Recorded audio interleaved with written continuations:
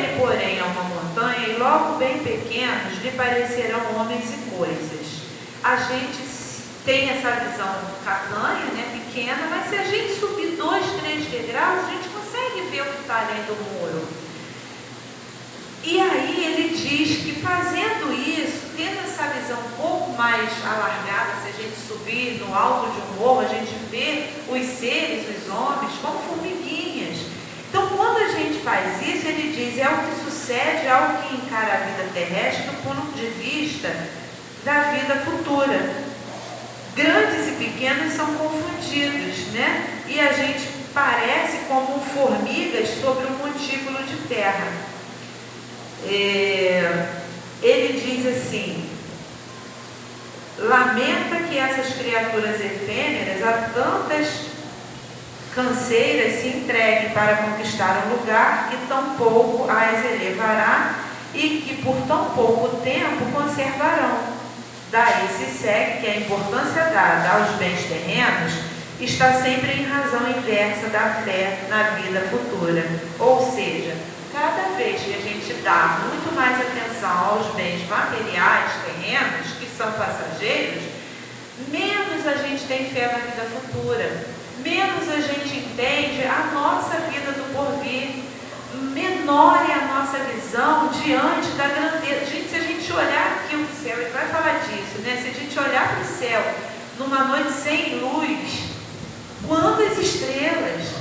Se a gente colocar lá no Google e a gente começar a buscar, né, o hemisfério, quanta grandeza, aquilo tudo é nosso.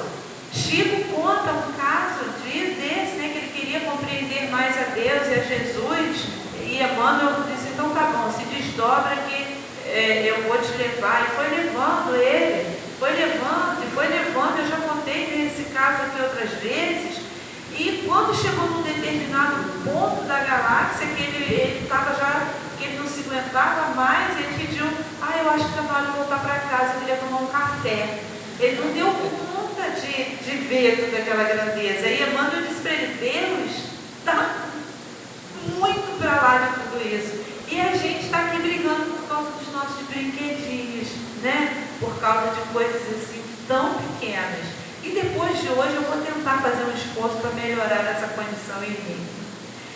Então ele fala assim, meus irmãos, se toda a gente pensasse dessa maneira, disseria tudo na Terra, periclitaria. Bom, então tá, então não preciso mais dar atenção às coisas materiais, só vou viver da vida futura, né? De pensar na vida futura. Acabou a Terra, né? Eu não estou mais dando atenção. Não é dessa forma. Ele diz que quando a gente está na Terra, a gente quer o melhor, não é isso? A gente quer um bem-estar, a gente quer uma casa boa, a gente quer um carro confortável, a gente quer uma roupa bacana, a gente quer um mínimo de conforto. Para que isso aconteça, a gente tem que fazer alguma coisa. E gozar dos bens da Terra não é pecado, não é contra a lei divina. O que é contra a lei divina é a gente fazer mau uso deles. E aí a gente vai voltar lá no Livro dos Espíritos, que quando Kardec pergunta sobre o objetivo da reencarnação, um dos objetivos, os Espíritos dizem que é o homem, ele tem que tomar parte na obra da criação. O que é o homem tomar parte na obra da criação? Kardec fala na Gênesis que a gente poderia não existir aqui e o mundo existir sozinho. E ele iria progredir pela força mesmo das coisas e da lei do progresso. Só que nós precisamos crescer. O que Deus fez? Colocou esses seres aqui, nessa terra abençoada. Para quê? A gente impulsiona o progresso da terra e a terra nos acolhe como mãe, como casa, como escola, como hospital. Então, um dos objetivos da encarnação é a gente impulsionar o progresso, é tomar a parte que nos cabe na obra da criação. Então, daí, a gente melhora o mundo. A gente tem hoje uma internet, como o Paulo falou, né, que ir para o mundo, né, lembrança daqueles irmãos para o mundo. E olha que naquela época a visão de mundo, né? E aqui hoje, através da internet, a casa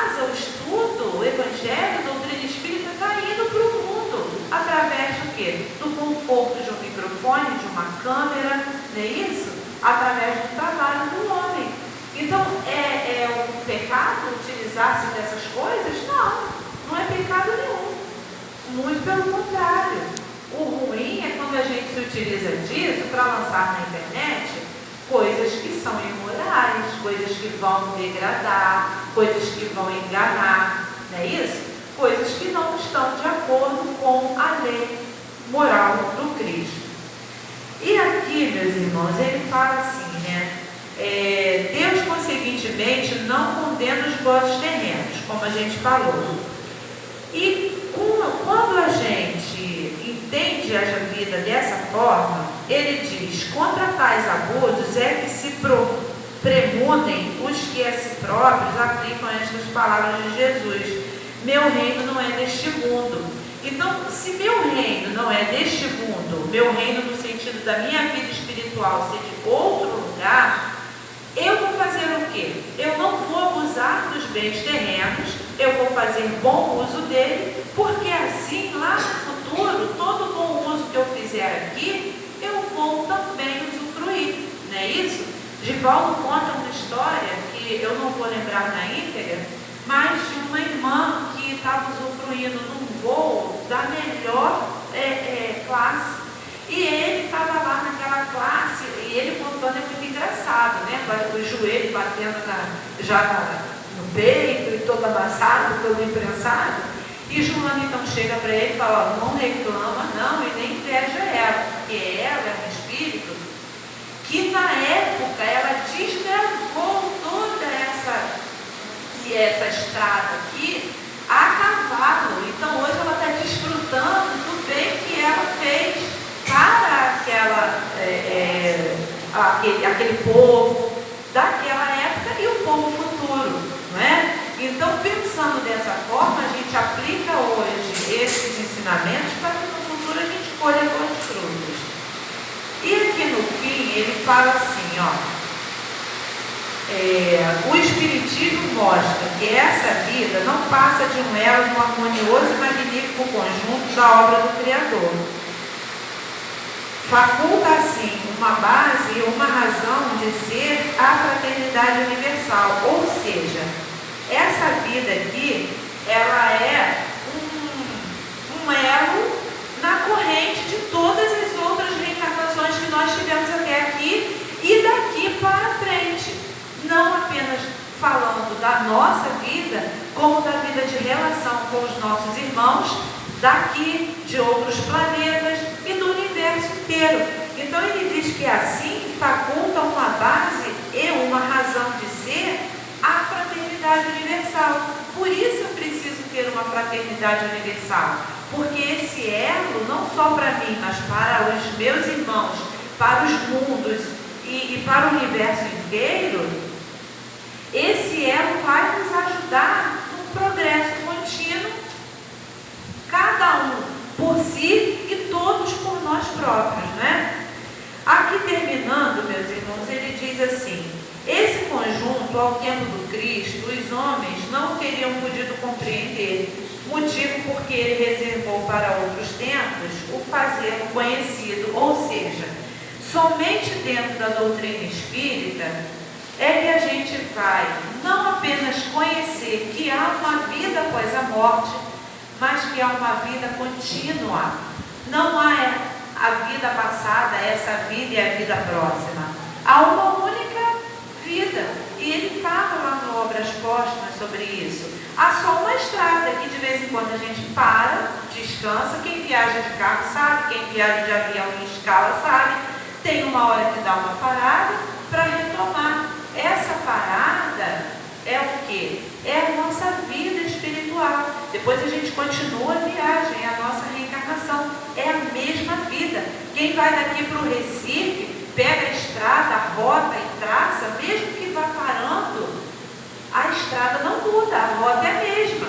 É a mesma coisa com a nossa vida. Ela não é outra vida. Eu não vivi outra vida. Eu vivi uma existência em outra personalidade que me facultou crescer, evoluir e, como Paulo disse, graças a Deus já somos o que somos. através das reencarnações.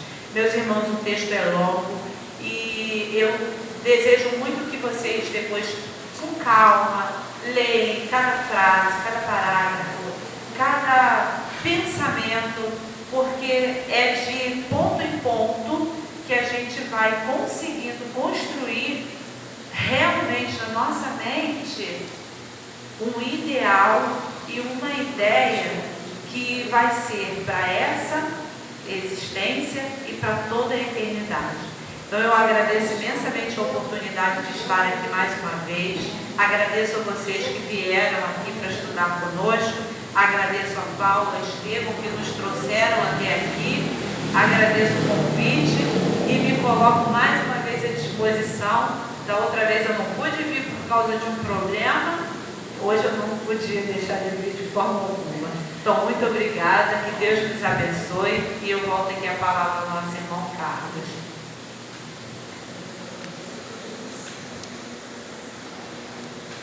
Oi, voltei, eu sei que vocês não queriam, porque sob esse ponto de vista, vocês estavam bem melhor.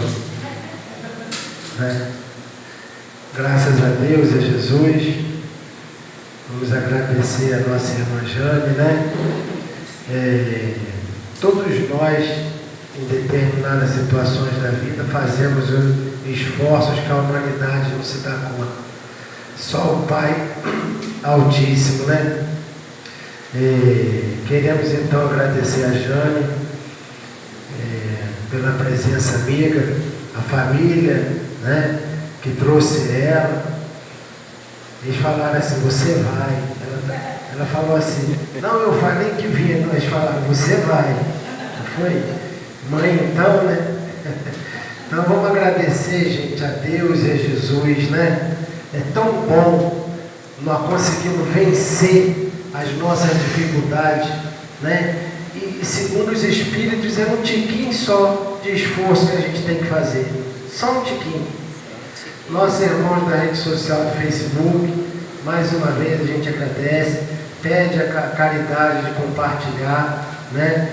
E coloca o vasilhame com água, nós vamos fazer a nossa prece de encerramento dessa primeira parte e o segundo momento, o momento do passe, né? Lembrando que no próximo domingo nós teremos a nossa manhã fraterna, que é o tema desse poema, né, que vocês receberam hoje, Carta de Ano Bom.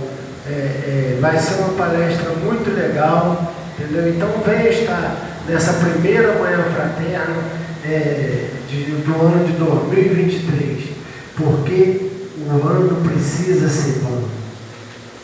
Vamos orar?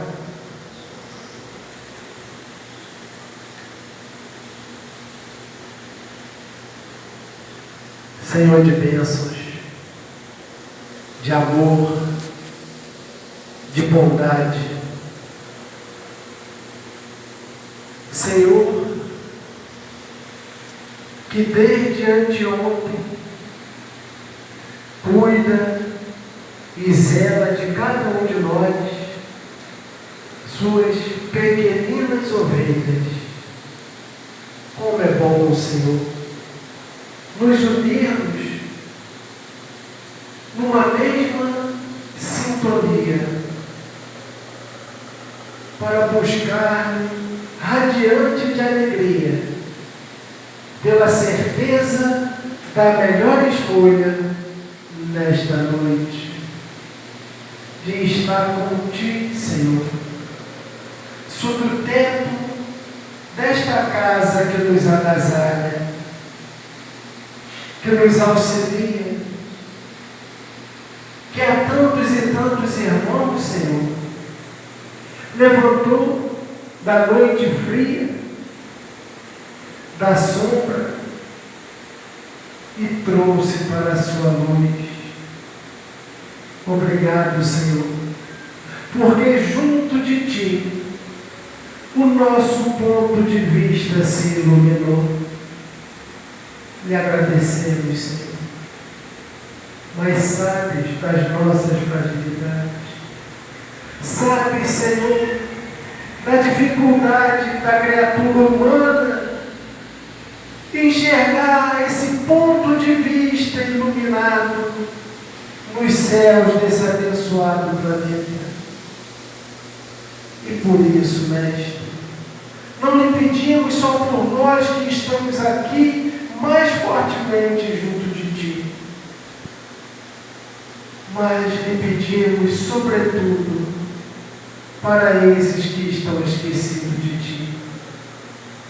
Permita, Senhor, que as vibrações do Seu amor fraternal possa partir desse ponto de luz, colocado pelo Pai Celestial, aqui neste bairro, nesse pontinho do Rio de Janeiro, quase escondido no Brasil, e que Senhor, que o mundo não conhece. E agradecemos, Senhor, porque, como no balançar das asas da borboleta, que do outro lado do oceano, em todo o universo, sente, Senhor, as vibrações desse ser, essa criação do nosso Pai Celestial.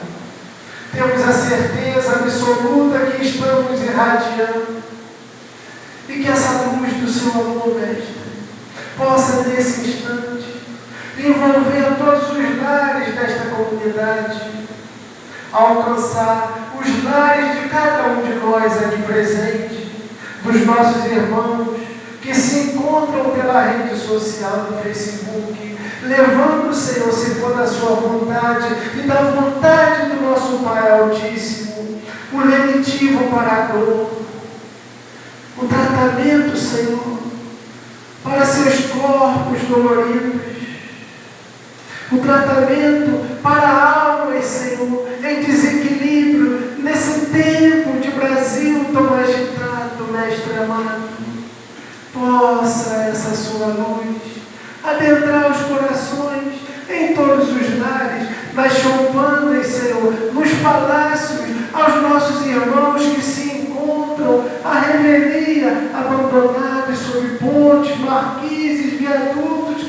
Receba, Senhor, a todos os sofredores a Sua luz de amor. Que essa Sua luz misericordiosa possa adentrar os hospitais, os presídios, e aonde, Senhor, se encontra o deprimido, a Sua luz possa despertá-los. Os que encontram-se, Senhor, pensando em tirar as suas vidas materiais, apelamos não somente para Ti, mas para a vossa mãe e nossa mãe, Maria Santíssima. Pensa dos céus, Senhora, e acuda esses que pensam em tirar as suas vidas. Acuda também aqueles que o socorro não chegou a tempo e se encontram agora em dores atrozes, no vale da sombra da morte. Seja, Senhor, a Sua luz de amor por essa humanidade inteira. Toque no coração do humilde, no coração das mãezinhas, no coração do criminoso, no coração das vítimas do crime, Senhor. Toque no coração dos governantes terrenos, para que eles entendam, Senhor, que o ponto de vista deles está equivocado e que todos nós seremos felizes quando trazermos para dentro de nós o reino de Deus. Obrigado, Senhor. Leve-nos a todos aos nossos pontos de origem na Sua santa paz. Abençoe o momento do passe. Abençoe a nossa aguinha sobre a mesa. E assim, Mestre, é que em nome da espiritualidade amiga desta casa, em Teu nome, mas sobretudo em nome de Deus, nosso Pai, é que pedimos a permissão para dar por encerrada essa primeira parte de trabalho e estudo tão importante para cada um de nós. Que assim seja. Graças a Deus.